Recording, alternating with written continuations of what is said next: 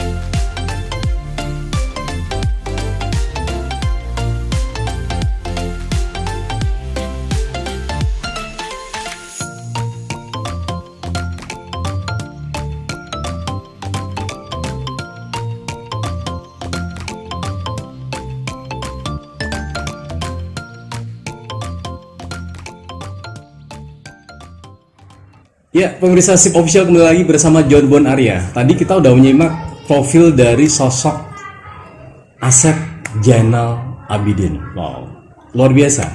Beliau kalau bagi saya itu sosok inspiring banget. Karena apa? Di balik sosok yang kecil mungil tapi cabai rawit menyimpan sebuah talent yang luar biasa. Karena apa? Di balik saya, ini kan ada sebuah caplokan kalau orang Jawa bilang. Udah familiar lah. Ini bukan hiasan semata, nanti akan kita kupas habis apa sih dibalik kita semua ini. Ada jaranan juga di sini ya. Kita akan tanya beliaunya langsung, Kang Asep saya memanggilnya akrabnya. Apa kabar Kang Asep? Alhamdulillah. Luar biasa.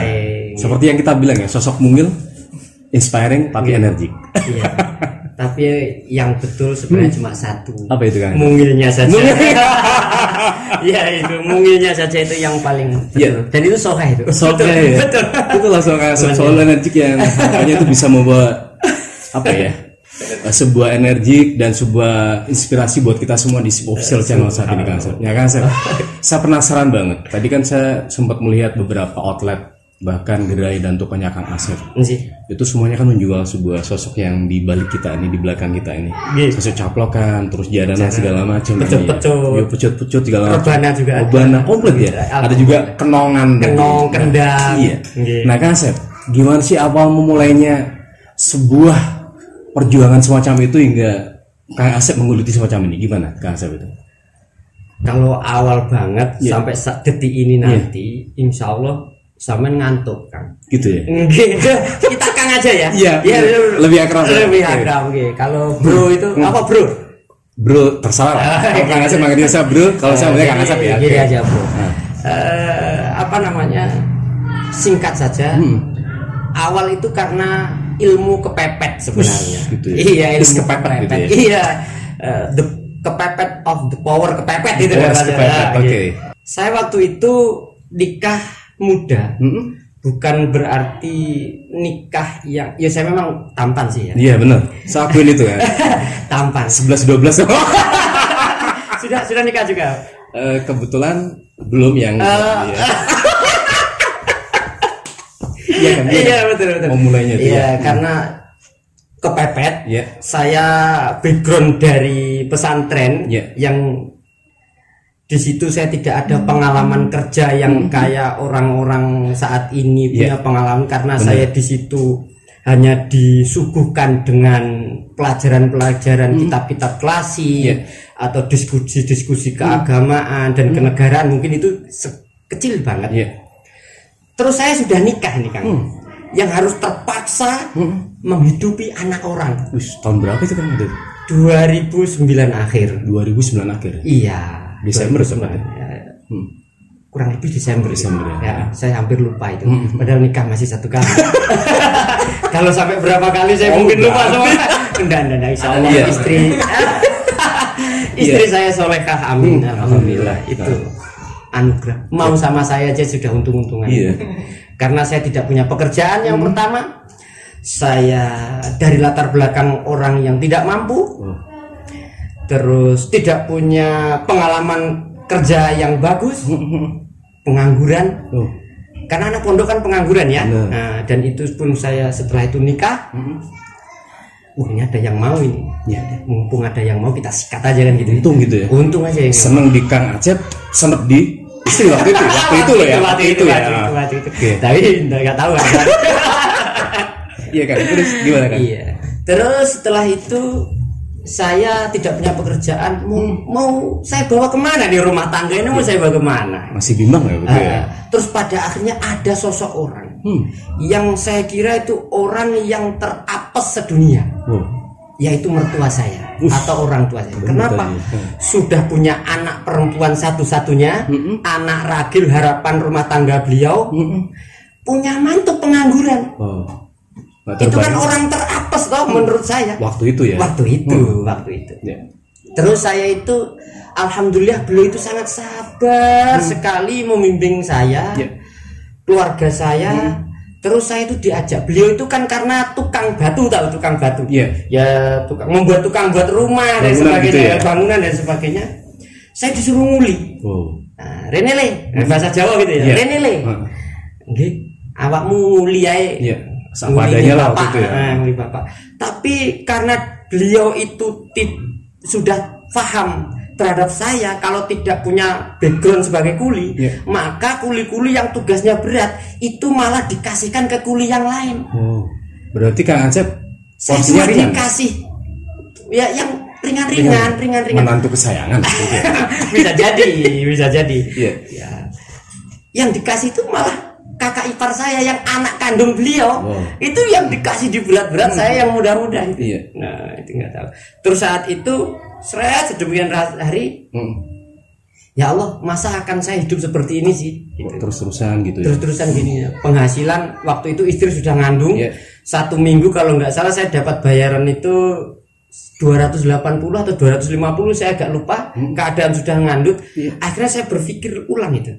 Nah, sampai saya jogi skripsi. Teman-teman yang membutuhkan skripsi saya buat, istri saya yang lagi ngandut dan sampai anak kecil sudah melahirkan, itu saya suruh baca, saya ngetik. Sampai segitunya. Terus masa gini aja ilmu kok dijual lagi nih, bahasa saya gitu. Ya sebenarnya tidak dijual, mananya kita membantu juga. Terus waktu itu saya kan orangnya tidak terimanan dengan posisi keadaan, bukan tidak bersyukur, tidak ya, tapi harus hidup yang lebih baik. Gitu. Makna tidak terima itu harus hidup yang lebih baik. Gitu. Jadi saya harus berpikir, mengolah otak. Anak pondok itu kan kalau disuruh berpikir itu kuat otaknya. Jadi saya itu terbiasa. Maka saya harus berpikir. Akhirnya saya ikut kerja sana, mencari pengalaman. Saya itu sudah punya anak, ini langsung next punya anak langsung aja ya. Punya anak pertama saya. Setelah itu saya punya anak, kok penghasilan kayak gini gitu. Terus saya ikut sama teman saya yang waktu itu orang Blitar. Beliau sering kirim barang sana kemari alias sales marketing, mainan juga. Kirim ke sana ke sini, Saya ikut nyopir. Waktu itu kalau dibilang rupiah secara opah ya, opah atau itu tidak sesuai. Tapi saya tidak berpikir di situ. Saya berpikir di situ mencari ilmunya, kok beliau ini bisa sukses apa? Sehingga saya berapa bulan-bulan itu tidak memikirkan opah.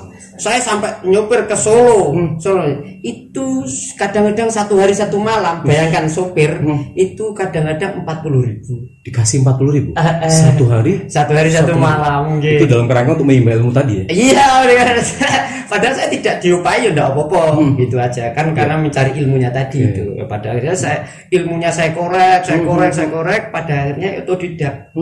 Terus saya tahu, oh iya, berarti sales ini intinya ada di bagaimana mencari barang dan menjual barang. Nah, pada akhirnya saya diajak dikirim store-store dan sebagainya. Ini singkat waktu aja jedes. Saya juga awalnya jualan mainan itu. Memulai tahun berapa Kang Arya waktu itu? Mulai tahun 2010 akhir kalau nggak salah. Anak saya itu yang kecil masih umur sekitar 7 bulan. Berarti dari kuli bangunan? Kuli bangunan. Marketing ya, marketing. Dan itu tidak ada pelajarannya, tidak ada sama sekali. Nah, itu otodidak tadi. Terus waktu itu saya belajar di situ sampai saya tekuni dan sebagainya. Akhirnya saya juga jualan mainan itu. Saya sales setiap setelah subuh. Saya itu pinjem motor mertua, kan motor saya yang dari lulus itu pada motor itu pada Mio 2006 atau saya jual laku 6 juta. Sama laptop yang saya buat joki skripsi itu saya jual laku 1 juta berapa gitu. Total berapa itu buat modal? Total buat modal. Terus saya masih pinjam lagi nih kan. Bro, lagi pinjam lagi. Mas kawin istri saya pinjam. Apa itu mas kawinnya? Saya kan mas kawin waktu dulu itu 1 juta kalau nggak salah, 1 juta saya pinjam buat modal. Iya. Sampai segitunya. Iya, saya buat modal. Terus masih kurang lagi. Gelangi istri saya pembelian dari orang tuanya itu saya pinjam lagi. Saya pinjam lagi ya, itu awal-awal ya. Terus saya dapat uang sekian untuk membuat modal itu. Pada akhirnya saya terinspirasi, oke. Kalau kita pula di mainan yang produk pabrik, maka semua orang akan tahu pusatnya Kulakan. Orang yang banyak tidak tahu pusat Kulakan adalah di kerajinan. Waktu itu di kerajinan. Oleh karena itu saya home industry ya, semacam home industry. Jadi pengusaha-pengusaha mainan yang besar itu kan tidak mau terribetkan dengan mencari di mana orang yang suka membuat kayak gini. Nah, saya muncul di situ untuk membuat kerajinan sendiri. Terus saya tekuni sama istri. Istri saya ajak ngecat jaranan, saya ajak ngecat, saya juga ngecat, saya lukis setelah jadi. Saya setelah sholat subuh itu saya pinjem motor dari mertua itu ya. Mertua kan beda, saya udah jual tadi tuh. Itu medianya kayak bambu gitu. Gitu ya. Kayak gini ya kan. Kayak gini kan. Yang ini ya. Nah, jadi awalnya kayak gini.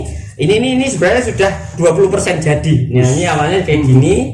Ini digunting dulu, saya guntingkan ada di satu daerah untuk gunting ini. Terus setelah sudah jadi kayak gini, ini pertama saya sama istri yang ngecat itu. Setiap malam istri itu netei anak saya yang pertama sambil nyambi gitu ya. Setelah netei tidur, setelah tidur malam itu kita ajak ngecat. Nah itu makanya saya nggak tahu kenapa istri saya cukup sabar menghadapi saya. Gitu. Lah setelah ini selesai, saya yang ngasih warna, ngasih corak seperti ini, Amit. Jadi ini nanti dicat sedemikian rupa sampai kayak gini. Terus bagian lukis ini saya sampai dipasang rambut. Nanti ada rambutnya ini, terus ada buntut-buntutnya itu variasi namanya. Setelah jadi saya kemas pagi, subuh saya berangkat ke pasar-pasar, saya tawarkan ke bakul-bakul, cari tempat yang rame, saya beber tikar di situ, gitu ya? Dijual langsung outdoor gitu ya? Outdoor gitu, itu sampai berbulan-bulan itu. Kang, tantangan terberat waktu itu apa Kang? Kan awal kan otomatis buka pasar ya? Terberatnya apa Kang? Tantangan? Kalau bilang tantangannya sebenarnya lebih dari sisi mentalitas kita yang kena. Kalau kena mental ya, panik nggak gitu bahasa saya gitu. Panik nggak gitu. Ya bahasanya karena saya panik lah, masa enggak gitu ya bro ya. Nah itu bahasa gamenya. Ya kalau bahasa sekarang, kalau dulu alhamdulillah belum ya, cuma mental aja, psikologi yang kita kena. Istri yang cukup kena karena dia cukup menjadi anak manja. Kalau saya kan anak yang kuat karena saya itu anak pertama. Nah, jadi saya sudah sering kena mental itu sudah sering. Tempaan lah ya. Jadi makanya saya itu kalau sudah diinjek dia trek-trek. Saya ini insya Allah kalau besi itu tidak cemet. Ya gitu. Kalau ditinggikan saya juga kayak besi nggak akan bisa naik gitu loh. Jadi saya itu ngalir apa adanya. Pokoknya yang menurut saya, keluarga saya, dan saya diridhoi oleh masayikh saya, guru-guru saya. Insya Allah ridho dari orang tua saya. Insya Allah juga Allah akan meridhoi saya gitu aja. Nah kan, waktu itu kan berawalnya dari itu ya. Bahasanya kan kalau orang bilang gedek ya. Ya, gedek. Jaranan tuh ya. Terus merambat itu dari outdoor, terus kirim ke toko-toko. Terus dari situ akhirnya gimana Kang? Berkembangnya itu saya dulu memang sukanya kan traveling ya. Bahasa kerennya saat ini traveling gitu. Padahal dulu itu sebenarnya bahasa, jangan bilang-bilang ya, kalau enggak konco pelak ini. Kalau enggak channel sama enggak kasih tahu, betul enggak saya kasih. Bahasanya sebenarnya mbambung waktu itu. Nah, sukanya mbambung. Kalau bahasa keren traveling. Sebenarnya bahasa anak dulu itu mbambung. Kan saya suku mbambung itu daerah ke daerah. Ya wes, karena hobi saya adalah mbambung itu tadi, tanda kutip traveling. Ya udah, saya bawa ini berhubung saya dapat istri di sini. Saya orang Banyuwangi aslinya. Saya pulang ke Banyuwangi naik sepeda motor. Jadi ini contoh satu-satu. Sampling lah bahasa. Samplingnya itu saya bawa, saya ada kresek, saya ada sak, saya gonceng di depan kayak gini. Kayak motor dia. Naik motor, saya setiap kabupaten tuh saya pasti berhenti cari pasar-pasar. Tuh ya saya tawarkan gini-gini. Setelah pulang saya catat semuanya. Setelah nyampe sini, pada akhirnya saya kirim ke sana, sewa mobil untuk saya kirim. Gitu. Akhirnya jadi besar itu Kang ya. Alhamdulillah. Ya itu tadi saya dapat ridho insya Allah dari keluarga saya, dari orang tua saya, dari guru-guru saya. Gitu. Nah makanya itu mobilisasi official. Karena apa ya? Kalau orang melihat oke lah, istrinya Kang Acep nih cantik. Dulu waktu itu kan apes di istri. Iya. Kang Acep sekarang kan memang fitur-fitur kan ya. Kan sekarang kan luar biasa ya, dari mulai memasarkan subuh. Ini saya mohon izin kalau ngerokok itu boleh nggak sebenarnya? Gak apa-apa kan? Boleh ya. Relax. Biasanya kalau anak kurang asik gitu ya. Sembari ngopi nanti kita gaul kita itu kurang. Jadi kalau tidak ngerokok, sembari nanti kita dibikinin kopi sama Kang Acep, kopinya kayak apa?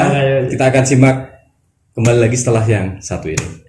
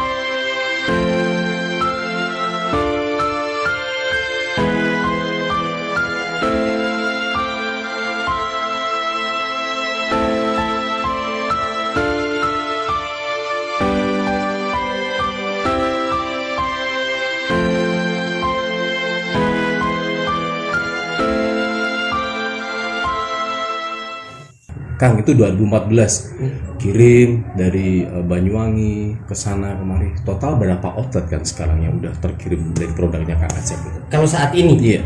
Kalau saat ini ratusan bahkan. Ratusan. Insya Allah ratusan. Itu kan produksi sendiri ya Kang? Apa ngambil dari beberapa pengrajin gitu? Kalau saya kurang, permintaannya banyak, otomatis saya minta bantuan sesama kawan perajin. Dari mana aja Kang? Ya dari sekitar sini sekitar aja. Ngadilu ya? Sekitar Ngadilu, saya Kediri. Ya, gitu. Ini kan tepatnya Dusun Cakro. Kalau rumah saya Dusun Cakro, Tales, Desa Tales, Kecamatan Ngadilu, Kabupaten Kediri, Jawa Timur. Nah, kalau saya dulu kan saya pindah di sini baru bulan 9 nih. Baru bulan 9. Bulan 9 ini. Sebelum itu saya hidupnya di pinggir jalan. Di toko maksudnya. Di toko. Di toko Kan ngontrak-ngontrak gitu. Sangat menarik kan. Kalau kita melihat kan beberapa outlet sudah terbentuk ya, dari Banyuwangi sampai ke beberapa tempat ya. Kalau bicara pengiriman kan, total itu kalau kita bicara kontinuitasnya itu hari berapa, per minggu berapa, per bulan berapa pengiriman gitu. Detail gitu ya. Nah, produknya apa aja kan? Ini biar menginspirasi official. Iya. Jadi kalau ini nominal atau barang aja ya? Barang aja. Ya mungkin kalau kita ambil 1 minggu sekali, itu bisa jadi 1 sampai 2 mobil Grand Max box. Total berapa kerajinan? Total masalah kerajinan itu banyak sekali. Yang penting kalau Alvarian ada di situ, di dalam juga ada caplokan, ada pecut, ada bujang ganong, ada baju reo. Pokoknya yang meliputi kesenian-kesenian, ada kendang. Saya juga punya hadro rebana itu ya, yang baik mainan ataupun yang asli, kendang juga. Jadi gitu. Jadi semuanya satu mobil itu bisa 2 Grand Max ya? 1 minggu ya? 1 minggu. Nah, itu maksimal. Kadang-kadang yang kita ambil rata. Kadang kan gini Kang Acep, sempat terpikirkan ya, bahan baku ataupun tenaga itu Kang Acep manfaatin di warga Cangkruk, Tales ini, atau kadang mengoptimalkan di wilayah lain untuk pekerjaannya sendiri? Awal-awal saya mengoptimalkan, sampai saat ini saya pertahankan, itu orang sini. Berapa orang kan sampai? Kalau dulu itu sampai 15-an kalau nggak salah. Jadi masyarakat yang segini. Kalau saat ini kan saya punya kesibukan yang lagi, yang saya rintis sama keluarga, sama kawan-kawan semua itu. Jadi saya agak mengurangi kegiatan saya di bagian produksi kerajinan. Saya ingin mengoptimalkan yang lain, terus saya bisa ngambil ke yang lainnya. Luar biasa Kang. Ini pertanyaan yang pasti tercetuk dan klasik ya dari pemirsa SIP Official. Kang Acep kan emang backgroundnya, mohon maaf, ngaji ya. Ngaji, religi banget, orang pondokan. Kalau profil yang saya baca, kalau saya enggak. Profil yang saya baca saya biasa aja. Pintar ngaji dan religi banget. Nah, kenapa tiba-tiba waktu itu terbesit nggak waktu itu awal ya? Iya. Tahu-tahu nyitain ini caplokan segala macam. Terbesitnya gimana waktu itu? Pertanyaan keren ya. Lagi-lagi itu nggak tahu saya juga. Ya ilmu kepepet tadi kan.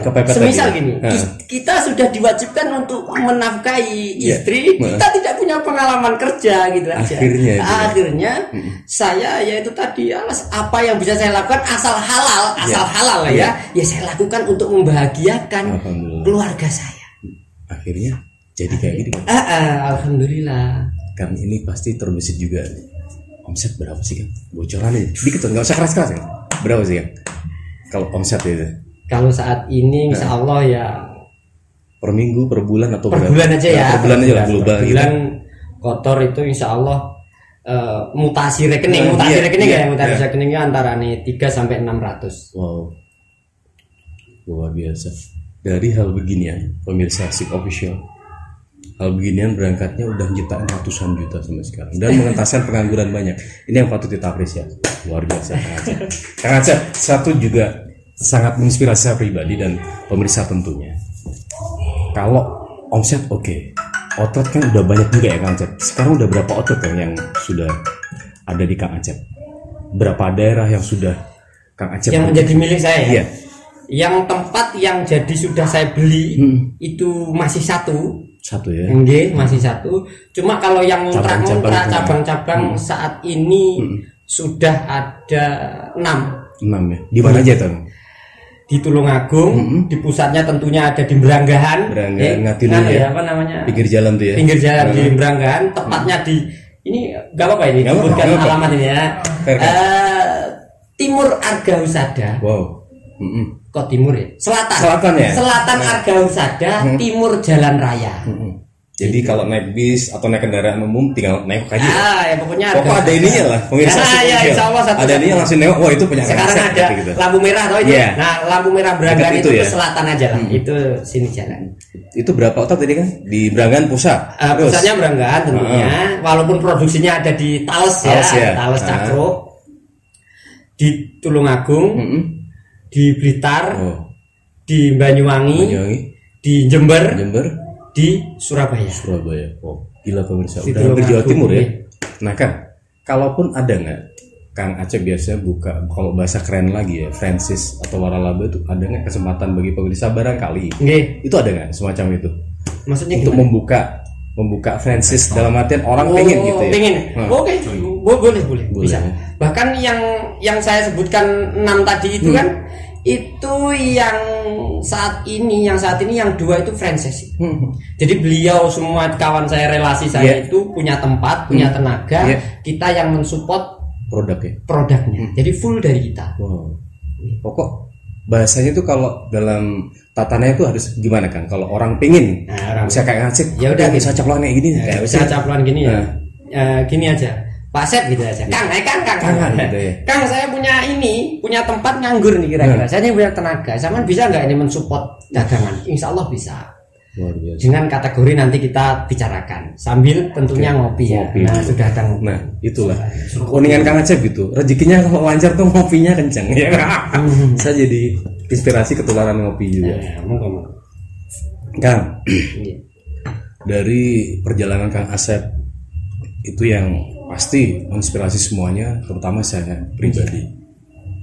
Sosok yang paling berjasa hingga Kang Acep bisa berdiri saat ini siapa Kang? Tentunya yang pertama wanita yang saya hormati itu adalah wanita ibu saya, istri saya, ibu mertua saya. Bapak masih Kang? Bapak udah pasti. Masih sugeng maksudnya? Oh masih sugeng. Kalau ibu saya sudah almarhum, ibu kandung saya. Jadi yang mencoba dulu itu menguatkan saya itu pertama adalah ibu saya almarhumah. Kan otomatis saya jadi teringat ibu ya almarhum. Ibu waktu itu nggak ada karena saya sukses ini. Orang nggak terbesit rasa nyesel nggak itu? Sangat nyesel. Kenapa ketika saya sudah ada di detik ini ibu saya sudah meninggalkan saya gitu ya. Saya belum bisa ngasih yang terbaik insya Allah. Waktu itu cita-citanya apa Kang? Kalau ibu masih sugeng apa? Cita-citanya? Cita-cita saya ingin menghajikan beliau. Jelas. Sebelum saya sama istri haji, saya itu pertama yang saya ingin hajikan adalah orang tua.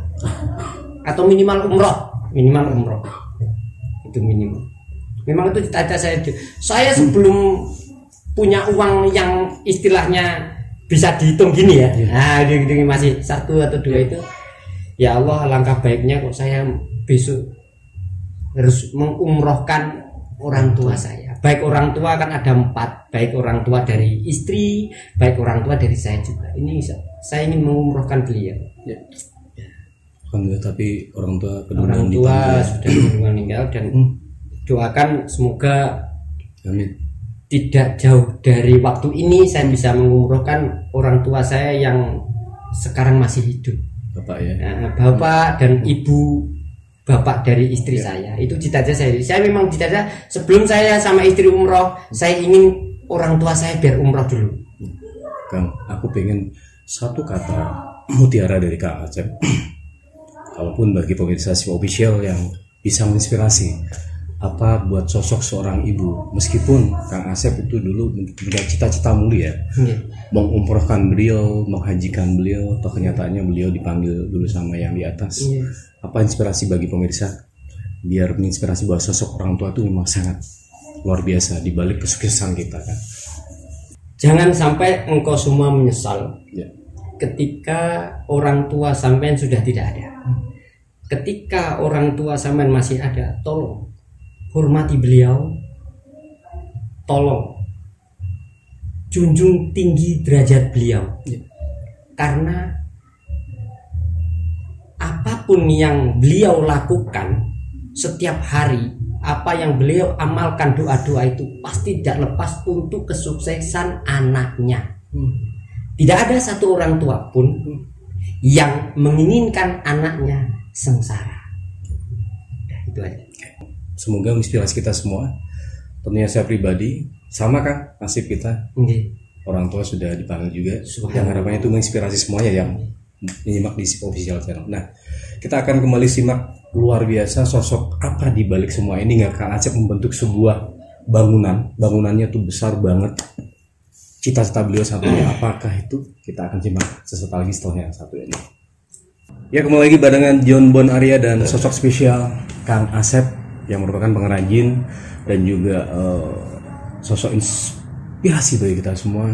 Beliau penjual caplokan dan segala macam mainan tentang mengangkat nilai kebudayaan kita khususnya di Pulau Jawa, hingga beliau berhasil hingga saat ini. Yang harapannya ini bisa menjadi sebuah inspirasi yang penuh bagi kita, menisi amunisi gitu ya, bahwa dari pengrajin bisa menciptakan suatu pekerjaan yang luar biasa. Contohnya apa? Mengentaskan pengangguran di sekitar hingga bermanfaat bagi semua. Nah, tadi saya bilang dari awal di season yang sebelumnya bahwa Kang Asep kan emang backgroundnya kan religi, tukang ngaji gitu ya. Dan itu benar banget. Beliau tidak meninggalkan sosok itu, toh kenyataannya mengangkat sisi kebudayaan, dijual hingga menghasilkan sebuah pundi-pundi rupiah dan bermanfaat bagi semua, hingga Kang Asep sekarang mempunyai sebuah bangunan besar yang tadi saya bilang, yaitu sebuah pondok. Tadi saya sempat kesini jalan melihat anak-anak mengaji, anak-anak sholat. Nah, ternyata itulah sisi lain Kang Asep di balik keberhasilannya sekarang tuh mampu mencetak dan mengajar anak-anak ngaji yang notabene nanti akan berdiri pondok di dekat rumah sini. Insya Allah. Tepatnya di Dusun Jangkruk, Desa Talas, Kecamatan Ngadiluh, Kabupaten Kediri. Nah, Kang, ini gimana Kang? Secara kombinasi kan antara sebuah penyatuan nih, budaya dengan ngaji itu gimana Kang? Waktu itu bisa terbesit semacam itu gimana Kang? Ini agak apa ya? Ini jujur ya, harus jujur ya. Sebenarnya saya ini cita-cita untuk menjadi atau untuk mempunyai pondok pesantren atau bahkan sekecil musola itu pun, bahkan cita-cita untuk menjadi ustadz, saya itu tidak pernah dari kecil. Kok jangankan cita-cita loh ya, mimpi saja saya tidak pernah itu. Meskipun Kang Asep kan alumni pondok pesantren. Ya saya mondok aja gitu aja. Yang saya dulu kan suka ngaji yang namanya kitab itu Ta'limul Muta'alim. Yang di situ kita belajar ya wis istilahnya menghilangkan kebodohan kalau bahasa kitabnya itu, menghilangkan kebodohan. Terus saya tidak pernah bercita-cita aku besok jadi Pak Yai. Nah, gitu enggak pernah. Enggak terbesar waktu itu ya. Enggak pernah. Nah, ya pokoknya saya waktu ngaji, berangkat, ngopi sama teman-teman ya biasa gitu. Memang karena saya sadar diri, saya tidak keturunan dari kiai, saya hanya keturunan dari petani, saya orang biasa. Ketika saya bercita-cita menjadi kiai, yang pertama memang tidak ada di kitab Ta'limul Muta'alim itu, ya maka itu tidak saya cita-citakan. Toh kenyataannya akhirnya terwujud ya. Yaitu wallahu alam, itu wallahu alam, betul wallahu alam, saya tidak tahu dan itu mungkin kuasa Allah. Terus kenapa sampai detik ini? Itu juga saya kayak apa ya? Kayak bermimpi tapi kenyataan gitu. Mimpi yang terwujud kan. Saya masih dalam keadaan tidur nih ya. Tapi kok sakit gitu lah. Karena saya dari kecil tidak tidak punya cita-cita untuk punya pondok pesantren, tidak punya cita-cita untuk menjadi seorang kiai atau seorang guru atau seorang apapun. Yang penting saya bagaimana bisa manfaat. Udah itu aja. Dan akhirnya punya ini kan. Nas ambahum linnas. Sebaik-sebaiknya manusia adalah yang bermanfaat untuk manusia. Nah, Kang, aku kan tadi lihat kita nongkrong di depan rumah Kang Acep ya, tepatnya di lantai 2 Kang Acep nih. Sampai terbentuk sebuah pondok itu gimana Kang waktu itu? Lahan kan sedemikian lebar ya, luas banget ini. Saya jalannya dari depan sampai sini tadi ngos-ngosan gitu ya. Itu hasil dari sebuah nilai budaya yang akhirnya menjadi sebuah religi. Itu suatu penyatuan yang saya rasa nonsens sih awal ya, tapi toh kenyataannya di tangan Kang Acep akhirnya terwujud semua ini. Itu gimana tuh Kang? Kok bisa di-share ke pemirsa Official? Ya hasil dikit demi sedikit kita lama-lama jadi bukit tadi ya. Nggak tahu juga sih kalau bukit ya kayak apa bukitnya juga nggak tahu. Yang penting kita sama istri tuh ya nabung itu kadang-kadang nabung. Kita kan masih muda, nabung itu kadang-kadang juga nggak bisa. Pengen ini beli, pengen ini beli gitu ya.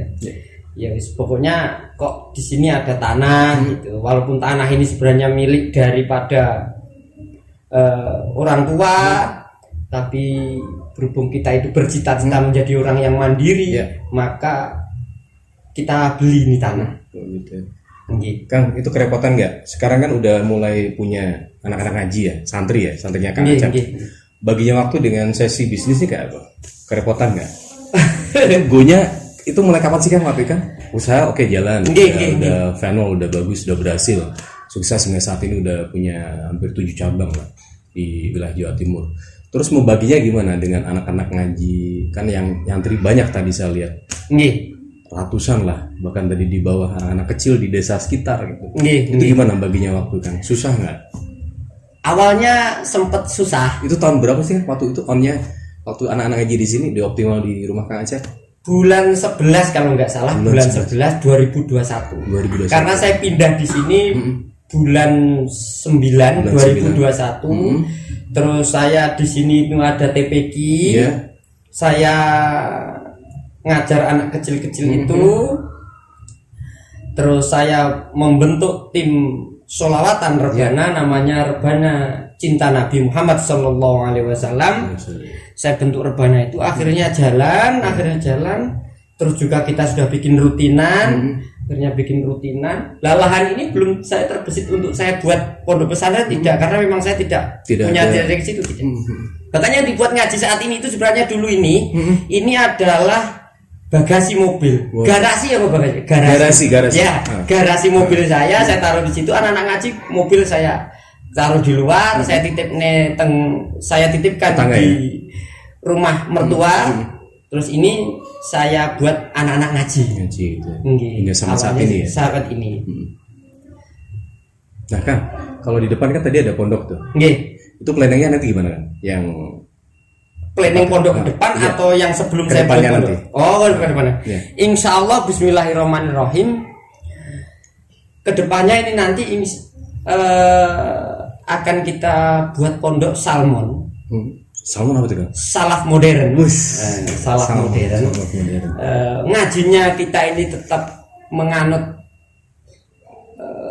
kitab-kitab klasik, yaitu Salafi. Kenapa saya bentuk modern? Karena ini insya Allah Bismillah kita mau buat yayasan Madrasah Ibtidaiyah, MI, Madrasah yang plus. Tempatnya di Cangkruk ini ya? Ya di Cangkruk ini insya Allah. Bismillah, doain aja ya kita, doain aja. Kapan Kang realisasi kira-kira tuh? Kalau start kan pembangunan dari tahun 2002 awal ya? 2002 awal. Terus nanti finishnya kapan tuh kira-kira kalau? Insya Allah finishnya ini yang Pondok Putra sama masjid sama MCK ini nanti bulan 2 insya Allah sudah finish. Bulan 2 2023 ya? Kita planning insya Allah sudah finish. Nah setelah itu kita baru membuat gedung untuk Madrasah Ibtidaiyah itu. Kang, targetnya apa sih Kang? Enggak Kang Acep berani membentuk semua ini dalam artian meluangkan waktu sepenuh-penuhnya untuk sebuah nilai ibadah itu gimana Kang? Target Kang Acep sendiri kayak apa? Kalau sebenarnya saya target nggak punya. Saya cuma setelah ini saya sudah diperintah oleh Mas Syekh saya, biar kamu tidak hilang ilmu sampean, harus sampean ilmu itu harus biar dinikmati orang banyak. Maka saya mau untuk membuat pondok pesantren ini ya gara-gara beberapa Mas Syekh saya menyuruh saya seperti itu. Terus targetnya yang penting kalau pondok pesantren itu kalau menjadi yang biar bermanfaat itu ya udah kita berjuang di agamanya Allah, membantu mencerdaskan masyarakat, khususnya anak-anak yang calon masa depan bangsa. Ya kita bismillah aja. Tapi alhamdulillah responnya masyarakat bagus ya. Banyak yang nyumbang A, nyumbang B, nyumbang A, nyumbang B, bahkan ada beberapa orang yang nyumbangnya juga cukup lumayan juga, alhamdulillah. Ya, saya tidak ekspektasi, tidak seekspektasi itu bisa sampai terwujud seperti ini. Gitu. Kang, nanti namanya apa sih pondoknya? Sudah ada nama, beliau insya Allah Gus Reza, ya sudah dinamakan oleh Gus Reza. Peletakan batu pertama ya Gus Reza, pengasuh pondok pesantren Al-Mahrusyah Lirboyo. Beliau juga Rois Syuriah PBNU. Sebagai penanggung jawab, sebagai penasehat utama pondok pesantren kita yang ada di sini. Karena saya murid beliau. Bocorannya apa kan namanya? Pondoknya? Sudah SK Kemenkumham sudah turun. Namanya pondok pesantren Zulbayan. Zulbayan. Arti dari itu apa? Artinya dari Zulbayan adalah namanya ada yang mempunyai kejelasan. Bisa saya terangkan? Menurut Gus Reza ini, menurut Gus Reza. Di sini besok ini harus jelas ilmunya, jelas kitabnya, jelas gurunya, jelas sanatnya. Biar orang yang mempunyai putra putrinya yang dititipkan mondok di sini, biar tidak usah khawatir terkait nanti ilmunya gimana, ustadznya gimana, ini bener nggak sanatnya gitu. Ya maka dari situ di sini memakai kurikulum yang dari Lirboyo. Pondok pesantren Tegal Pare, saya juga alumni di sana. Saya mondok itu pertama ada di Darussalam Blok Agung, setelah itu saya pindah ke Tegal Pare, setelah itu saya pindah ke Lirboyo. Ya. Kang, nanti kalau itu menampung kisaran berapa sih pondok yang Kang Acep bangun nih? Kalau sementara ini putranya nanti ini calonnya sekitar 50-an nampung. 50 nampung ya? 50 nampung. Kalau nanti secara maksimalnya berapa sih angan-angan Kang Acep ke depannya? Ada ratusan ataukah dikhususkan untuk anak sekitar sini aja atau luar daerah nanti bisa nampung Kang? Luar daerah bisa nampung. Harapannya semacam itu ya? Harapan saya seperti itu, tapi ya kita kembalikan lagi bagaimana saya tetap meminta ridho dari Allah Subhanahu wa taala.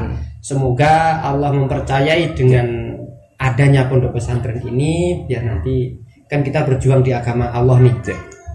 Biar nanti Allah yang mengatur kesemuanya. Kang, terakhir. Apa keinginan Kang Acep? Dan sebuah angan-angan yang harapannya semua kan udah terwujud ya, meskipun tidak terpeleng dari Kang Acep awalnya belum ya kan? Tidak pernah dari penjual caploan, lonengan, jaranan semacam itu hingga mempunyai sebuah pondok pesantren.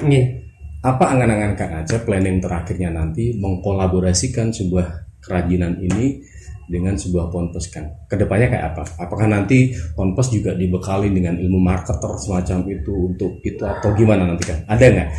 Kalau pondok pesantren itu dikolaborasikan sama bisnis saya secara langsung mungkin tidak. Tapi kalau secara pembekalan entrepreneur itu pasti.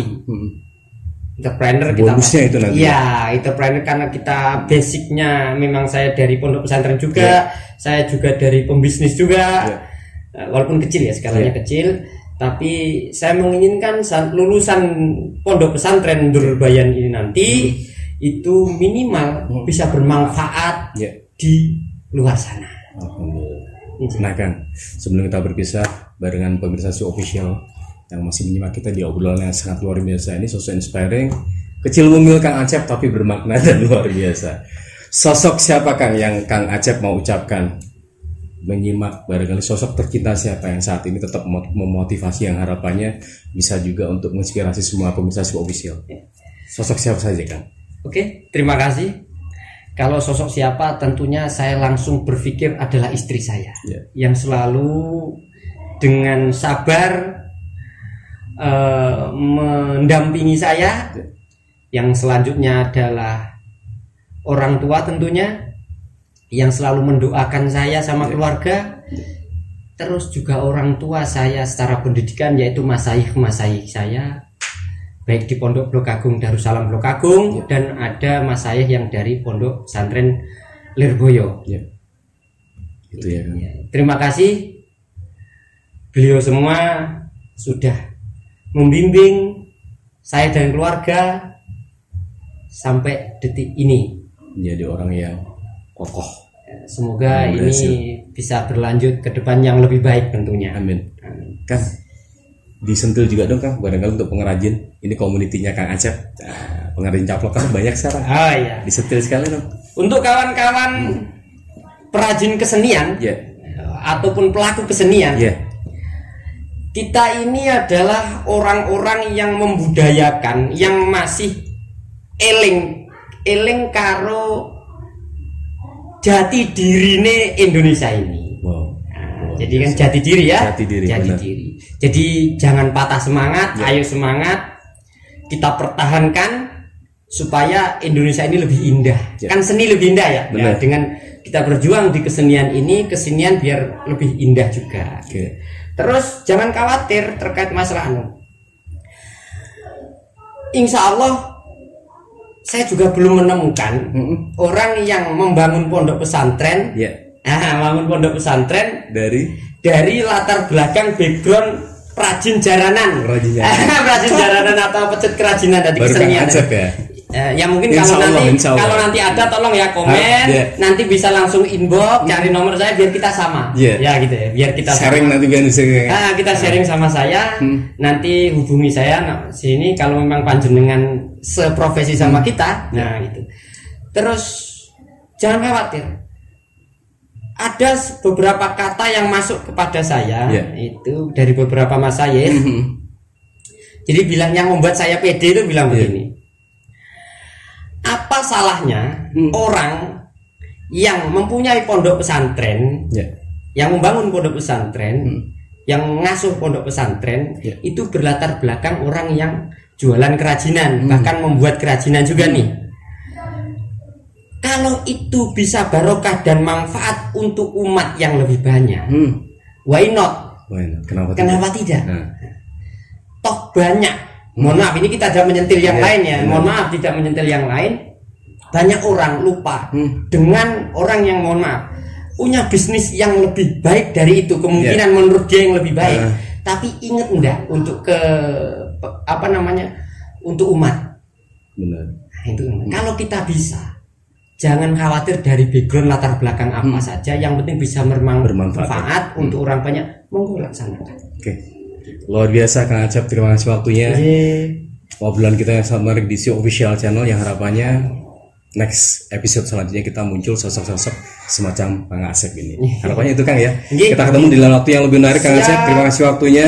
Satu kata mutiara yang saya petik dari Kang Acep tadi, warna hidup lebih indah dengan seni. Kita ketemu lagi di lain waktu. Wassalamualaikum warahmatullahi wabarakatuh. Waalaikumsalam warahmatullahi wabarakatuh.